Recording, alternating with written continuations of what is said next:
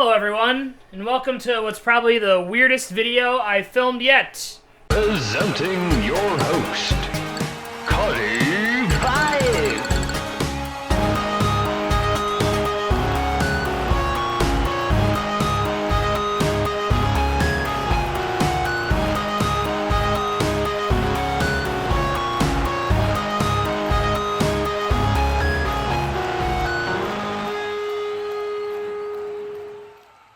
You can tell that that's the truth because I'm standing and drinking rum.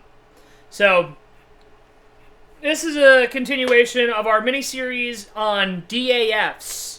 For those of you who are unsure what a DAF is, I made a video last week. I greatly encourage you to check that out so that you can understand the context, because I'm not really going to slow down for you. If you don't know what a DAF is and you want some context, go check out last Fireside Friday. It's a big video that says DAF on it. Very interesting little development in our charitable organization sector. Today's video was originally supposed to be in one part, and it was all about the New York Community Trust, which, if you've watched that video from last week, you'll know is the first officially declared DAF in America. This was going to just be the history of the New York Community Trust, but surprise, surprise, this history is very eclectic and somewhat difficult to decipher. Why would that be? This is really honestly going to be a difficult video because answers were a little bit hard to come by when it came to the actual information surrounding the New York Community Trust, surrounding its first director, surrounding the original 11 banks that funded the whole frickin' thing. From top to bottom, this has probably been the most slippery little portion of research that I've done for this channel yet. This video is really just more so following me looking into this organization and whatever history I could kind of collect along the way, which isn't as much as I'm really comfortable with, but this is Fireside Friday, and I needed something for today. We're just going to be covering the initial part of the New York Community Trust's history, which is basically going to cover a little bit of its inception. It's going to cover some extent of what they're doing currently, right now, today, and then it's going to cover the first director of the New York Community Trust.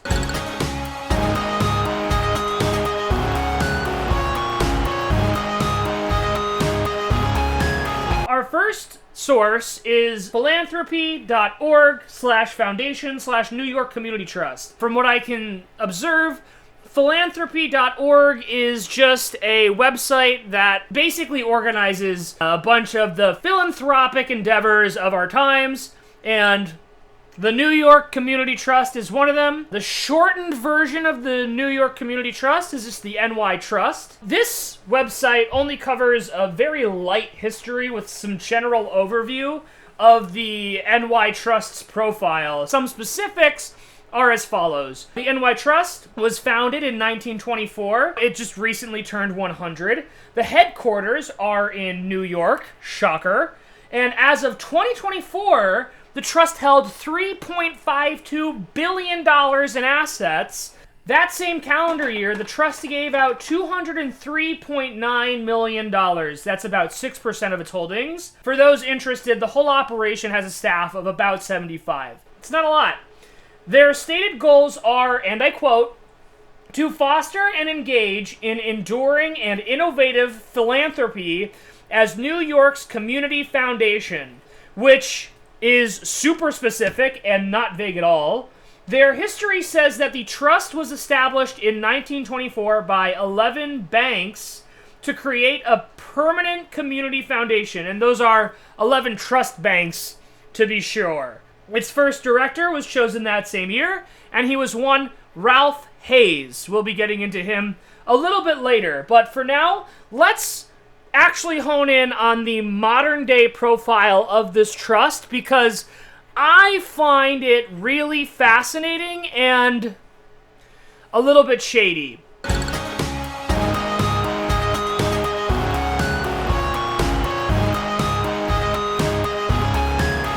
Some of the focuses for their charity include health, education, gender equality, housing, climate, environment, arts and culture, economic development, youth development, policy, and advocacy, which American health is in the toilet, gender equality, don't make me laugh, housing, sure, climate, forget about it, youth development, have you met kids recently?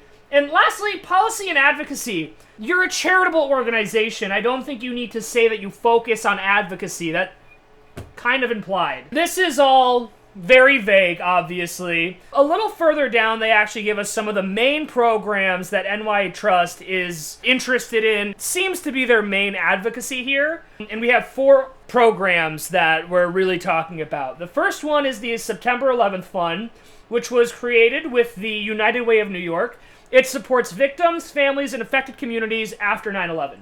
2, New York City AIDS Fund, launched in connections with partners to support responses to the AIDS crisis. The NY Trust actually began its AIDS advocacy somewhere in the early 80s. Props to the Trust for at least figuring that one out before a lot of people did. Ugh. 3, Fund for New Citizens, created to support immigrants in New York City through grants and partnerships. Could you imagine how head-spinningly complicated it has to be an immigrant right now? It's like on one hand you have the New York Community Trust giving you grants, on the other hand you have the actual administration trying to kill you. The 4th specific program mentioned is the Astor Fund, which was established to focus on improving literacy with grant making, described as contributing to systemic improvements in reading instruction over time. All about literacy, all about reading.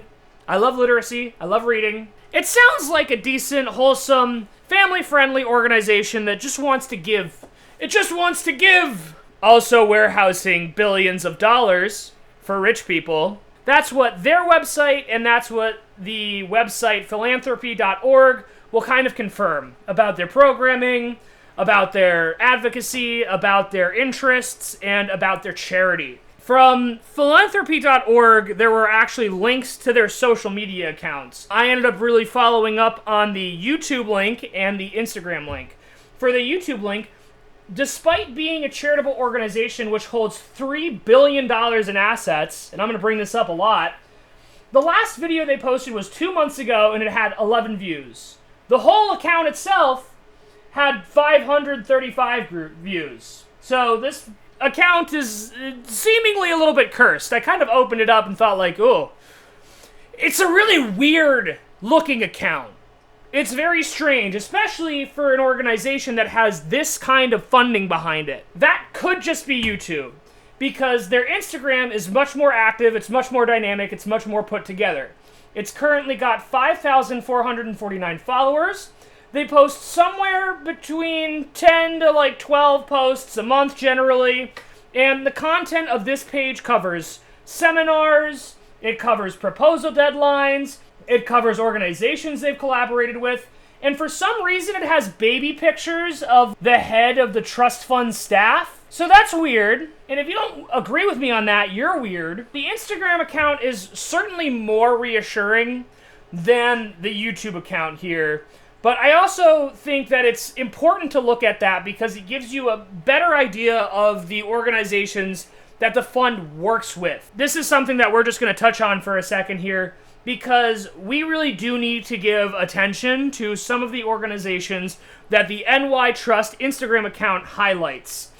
The first one I saw, these are highlighted in posts, by the way, that are made public by the New York Trust. The first one I saw, the Rural and Migrant Ministry.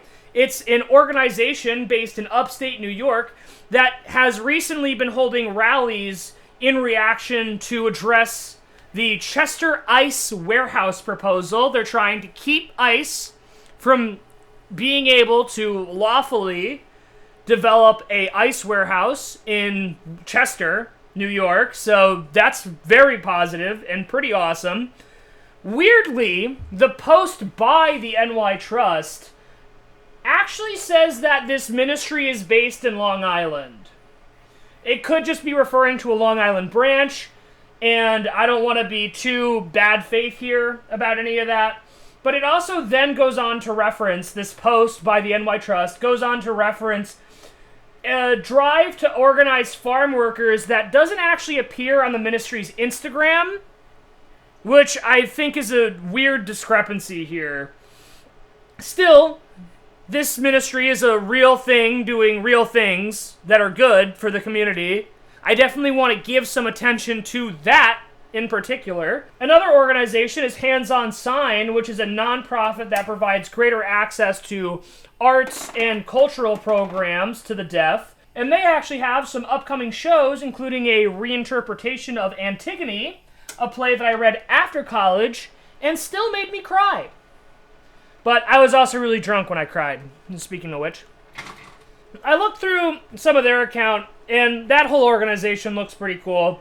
And the third organization that the account touches on, which I want to mention here, is the Gay Men's Health Crisis, a nonprofit which was established in 1982. They make STI testing more widely available and host AIDS awareness walks. That's obviously really important. That's really good work, and I think that these charities are super significant in their own spaces. The NY Trust's Instagram account follows 495 accounts, and if you scroll through them, you'll realize that nearly all of them are nonprofit organizations and charities that address a remarkable amount of causes. This whole little mini-series is something I decided to embark on because I have a lot of doubts in the way that America interacts with charity. The thing I want to center this investigation of DAFs on is the notion of warehousing funds in order for the rich and powerful to dodge taxes, and the ways that this keeps money out of organizations that would actually do something good with these funds. It's important to keep in mind that even in the worst case scenario here, DAFs do interact with genuine charities that have actual inspirations to improve the lives of those around them. The wonderful thing about the internet is that this video can reach a huge range of people, including those who have seen money held by DAFs put to good use, or even by those whose lives have been uplifted by the charity which the NY Trust gives grants to. I feel the need to emphasize this video and this video series is made in the spirit of earnestness. I have no ill will towards these charities. I have no desire to paint genuine nonprofits trying to legitimately improve the lives of others as being part of some shadowy organization designated to benefit the elite. So for anybody getting that vibe, that's not the point. The point is that the causes and organizations, such as the ones that I've listed, the ones highlighted by the NY Trust, are worthy of attention and money. That's part of the reason why I wanted to highlight them as well. The causes they represent include issues from civil rights to sexual hygiene to ensuring equal access to the arts for the audibly impaired, and this is only 3 of the nearly 500 accounts that the NY Trust highlights. It's amazing that the NY Trust can support these efforts, but with that said, what keeps our government from making STI testing facilities more available? Whose interests are actively creating the animosity toward labor unionization? Why don't public institutions have robust funding to ensure that the disabled have easy access to arts and culture? Often, one of the things referenced for why the government can't implement social programs like these that could codify these benefits into our very institutions is because we don't have enough money. Meanwhile, the NY Trust is sitting on $3 billion, and they don't even crack the top 20 charitable funds in contributions collected in the year 2023. As far as I'm aware, the entirety of DAF and private foundations hold over $300 billion. What if this money went right to these charities? There is an important conversation to be had about the importance of rethinking our tax structure and how we imagine communal support strategies to work. But this isn't a profile of their current contributions. This isn't a profile of their current grants. This isn't even a profile of their social media or anything like that. This was meant to be a history, an early history of this organization, so let's get back to that stuff.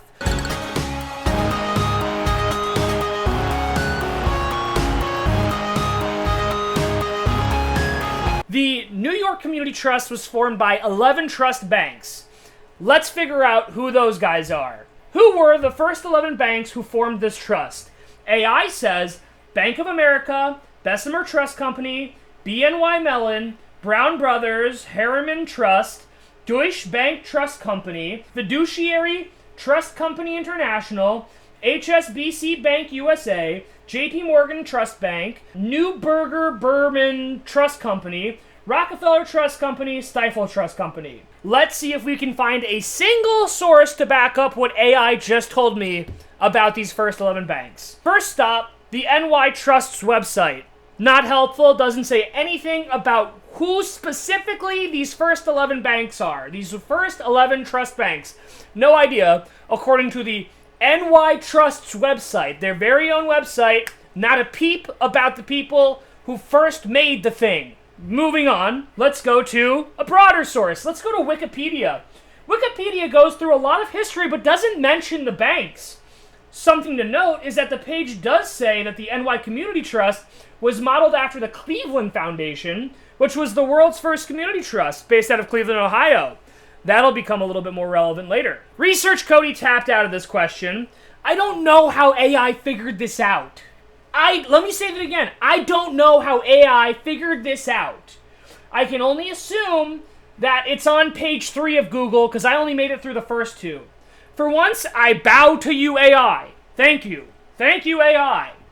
I can't actually verify that these 11 banks were the ones to establish this institution, but I can verify that the LLM for Yahoo's search engine spit out 11 banks. So that'll have to be good enough for now. Don't forget, this channel is run by one dude who has to do weekly research on medieval history, cryptids, random politics, DAFs, and space travel.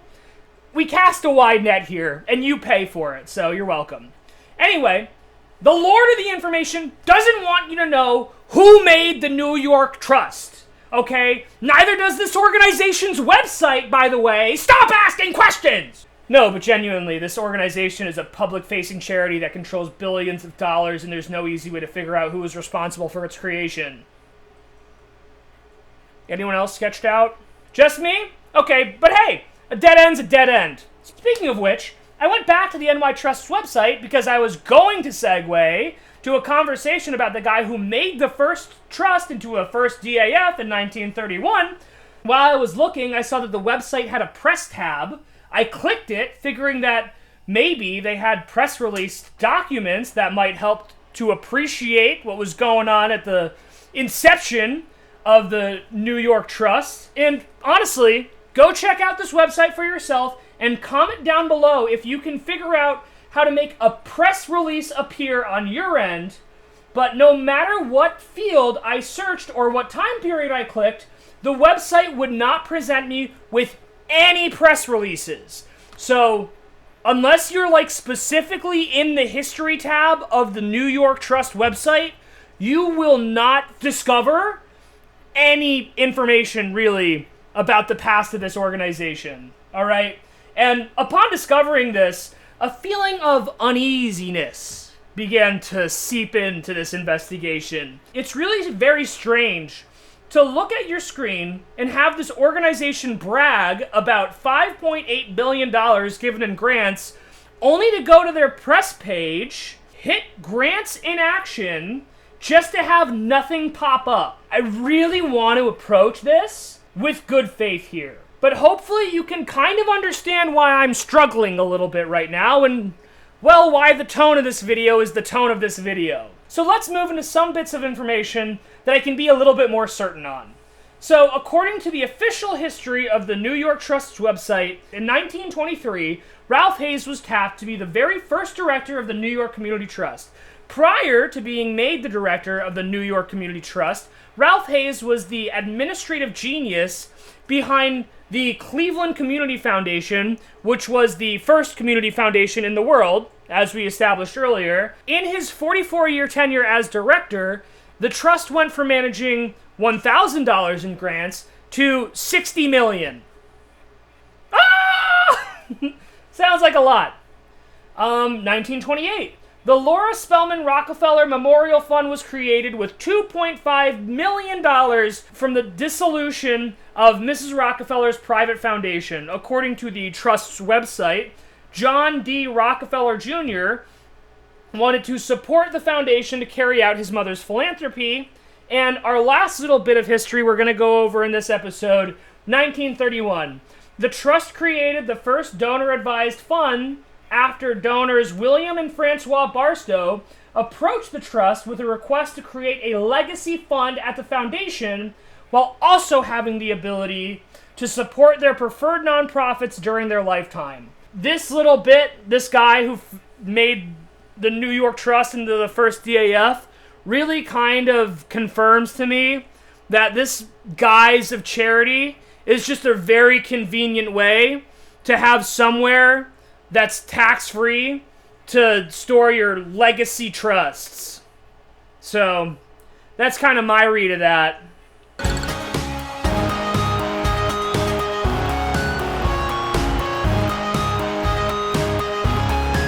Those are the earliest bits of New York Trust history that I can really confirm. I hope this video demonstrates how difficult it is to find this information. This information is weird, this information is specific, and it's a big weed in a web. It's a weed in a web.